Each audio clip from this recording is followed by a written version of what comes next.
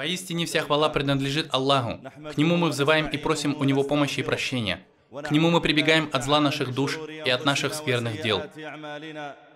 Того, кого наставит Аллах, никто не собьет, а тому, кого Он сбил с прямого пути, не будет наставника. Я свидетельствую, что нет достойного поклонения божества, кроме Аллаха Единого, у которого нет сотоварища. Он превыше того, чтобы иметь равного, похожего и подобного себе. И также свидетельствует то, что Мухаммад его раб и посланник, его избранник и любимец, да благословит его Аллах, а также пречистых его домочадцев, благородных и достойных сподвижников, и да пребудет благословение над ними, пока видят глаза и пока уши внимают наставлениям, и да приветствует их всех многократно. А затем, уважаемые братья, когда Всевышний Аллах создал нашего праотца Адама, да пребудет над ним мир, Он предопределил, чтобы люди начали вести свой род от него и от его жены Хауи. Также Всевышний Аллах предопределил, что потомство является одной из милостей Аллаха, которой Он облагодетельствует тех, кого пожелает. Некоторым людям Аллах оказывает милость многочисленным имуществом, другим – высоким положением, третьим – здоровьем, а четвертым – потомством или чем-то другим. Аллах создает, что пожелает, и избирает.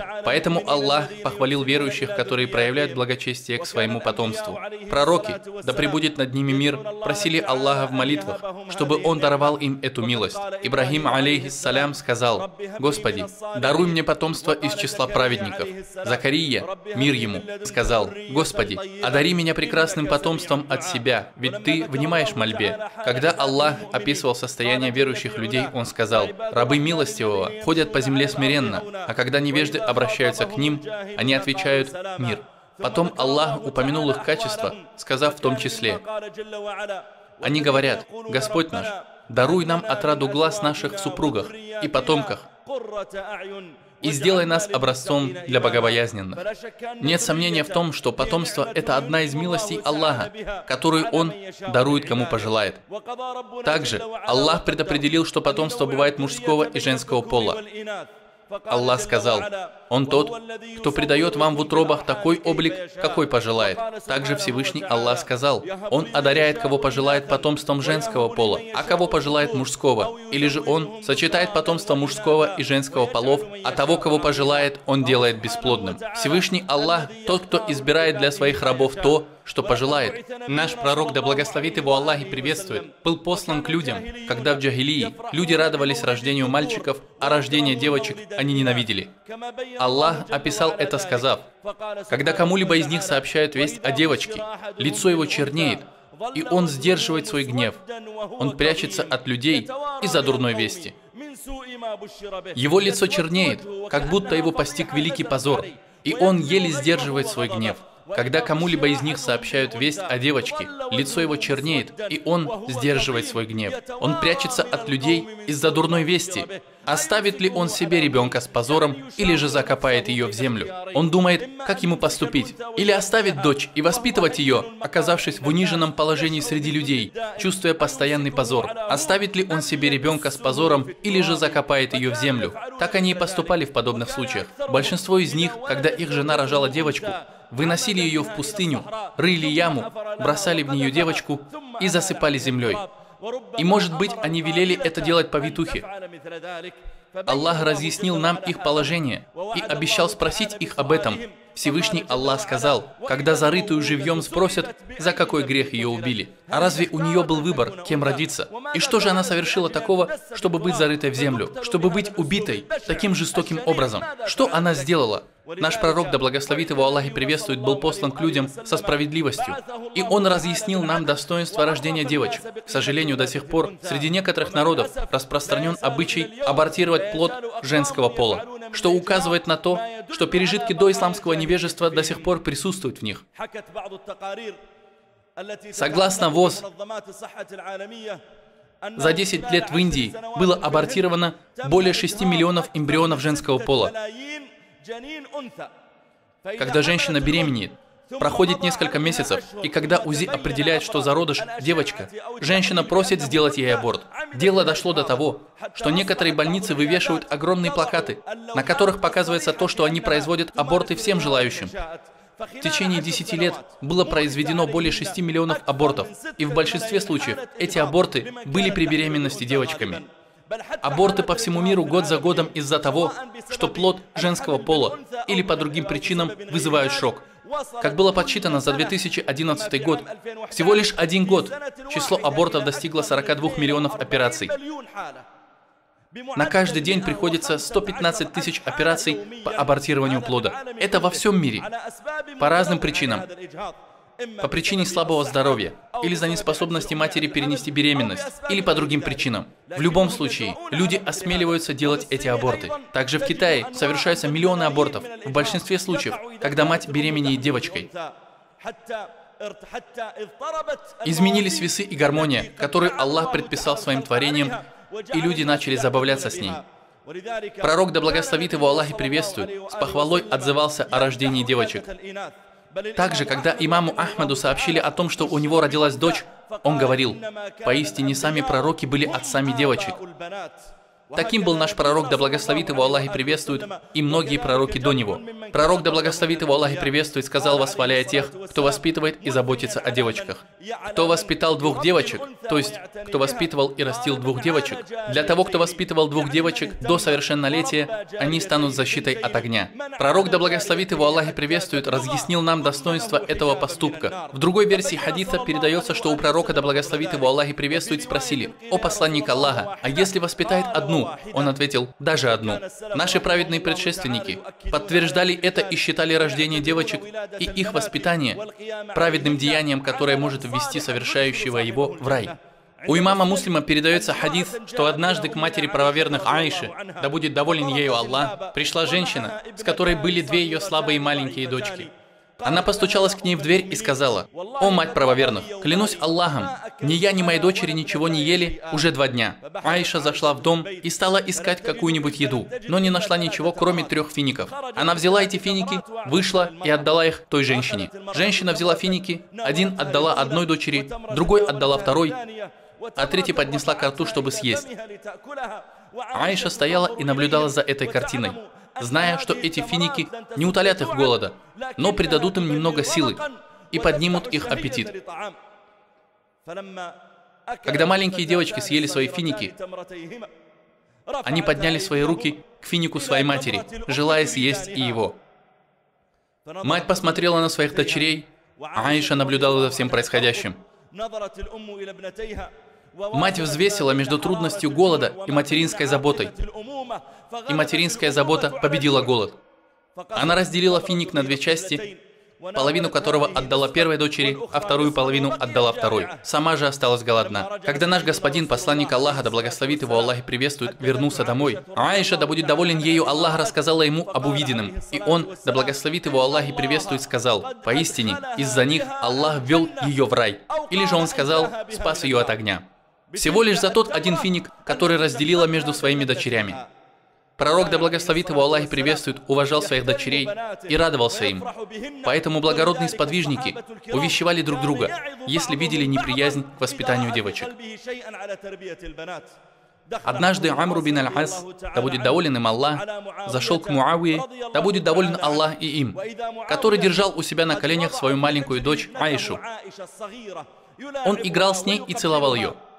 Амру бин аль-Ас сказал: «О повелитель правоверных, отдали ее от себя, клянусь Аллахом, они рожают наших врагов и приближают к нам далеких от нас».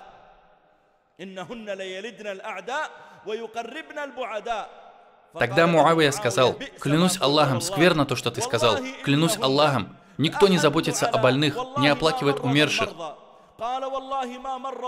не ухаживает за старшими, не опекает младших так же хорошо, как это делают они.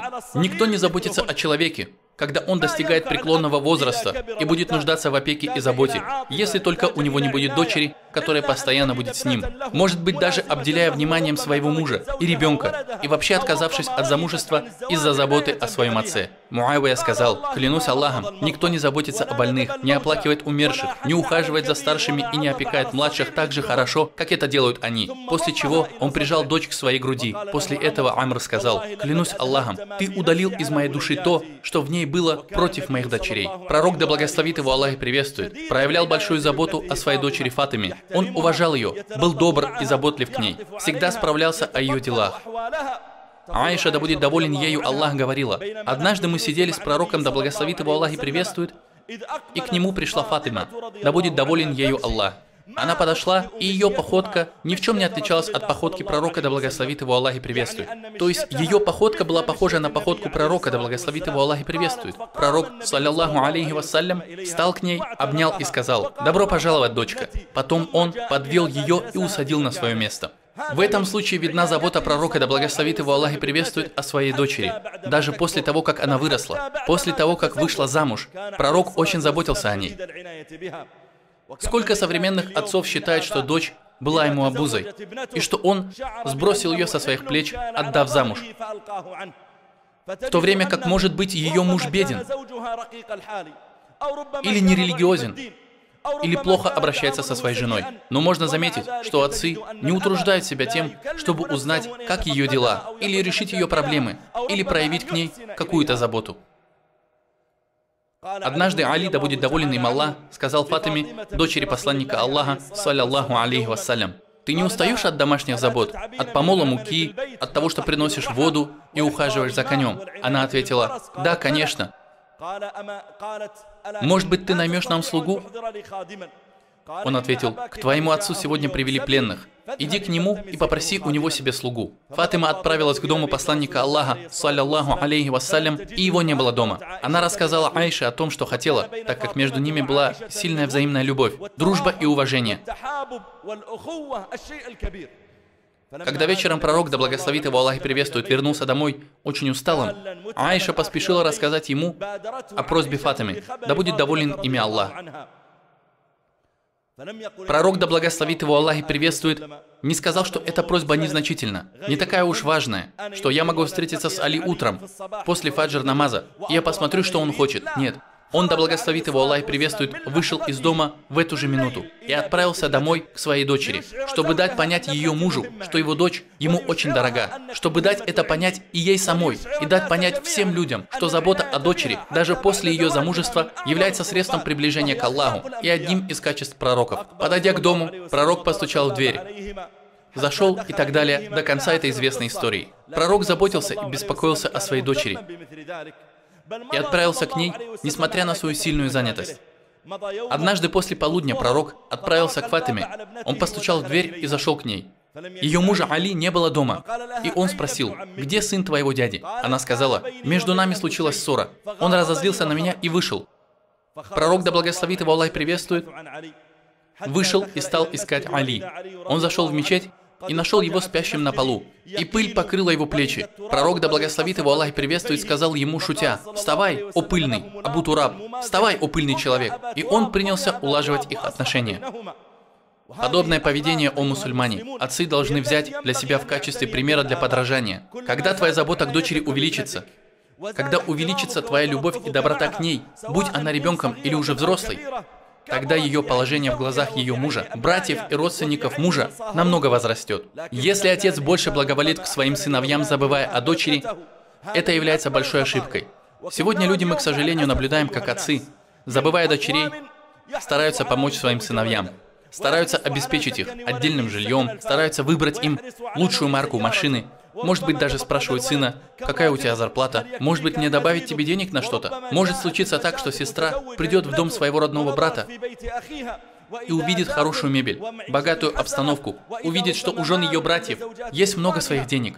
И при этом она знает, что все это из имущества ее отца. Когда наступает праздник, отец дает им. Когда они нуждаются в чем-то, отец дает им. Может, дает им и без причины.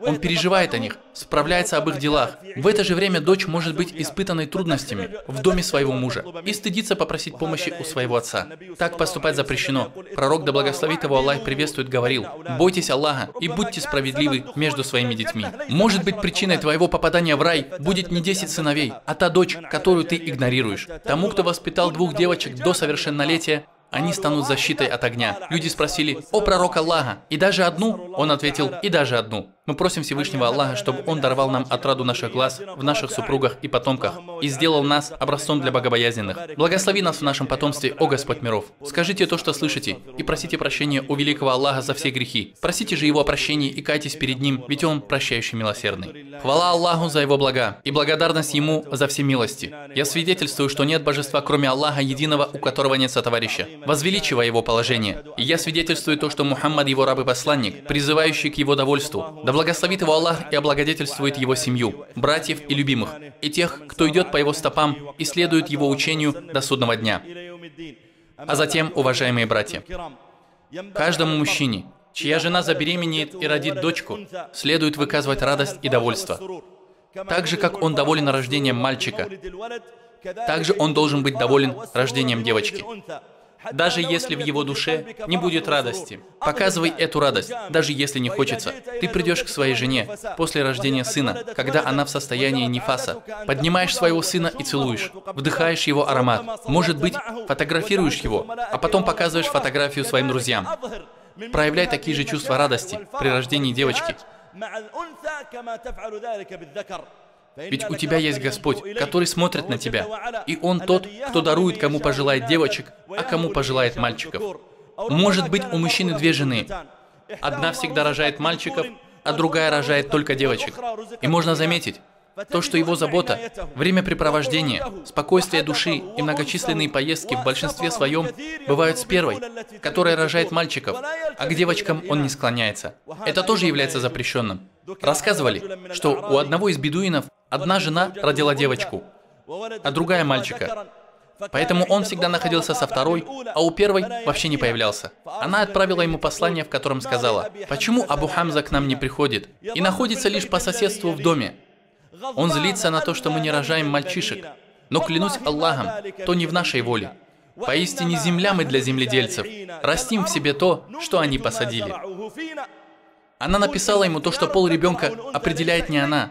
Причиной этого бывает муж. Так почему же он не приходит и обижается на нее? Когда он прочитал это послание, он вернулся к ней.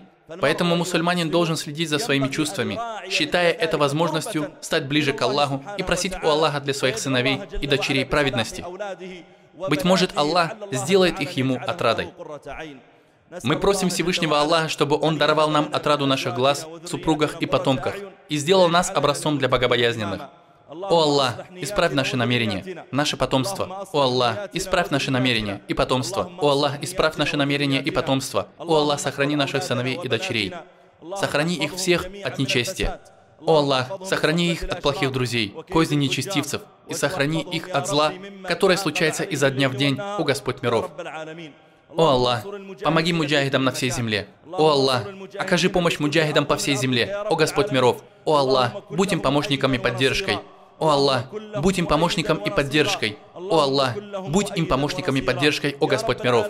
О Аллах, приведи к единому слову наших братьев-муджахидов в Шаме, исправь их отношения между собой и объедини их слово на благе и прямом пути. О Аллах, сделай замыслы того, кто пожелал им зла, погибелью для них самих, о сильный, о великий, о Господь миров. О Аллах, сохрани нас в наших странах от зла недоброжелателей, зависти завистников и козни нечестивцев, и приведи нас к единому слову с нашим правителем на благе и прямом пути, о Господь миров, о обладатель величия и почета. О Аллах, благослови Мухаммада и семейство Мухаммада, как Ты благословил Ибрахима и семейство Ибрахима, и не спошли свои благословения на Мухаммада и семейство Мухаммада, как не спаслал Ты их на Ибрахима и семью Ибрахима, и поистине Ты хвалимый славный. Твой Господь, Господь могущества, пречист и далек от того, что они приписывают Ему. Мир посланникам, хвала Аллаху, Господу миров.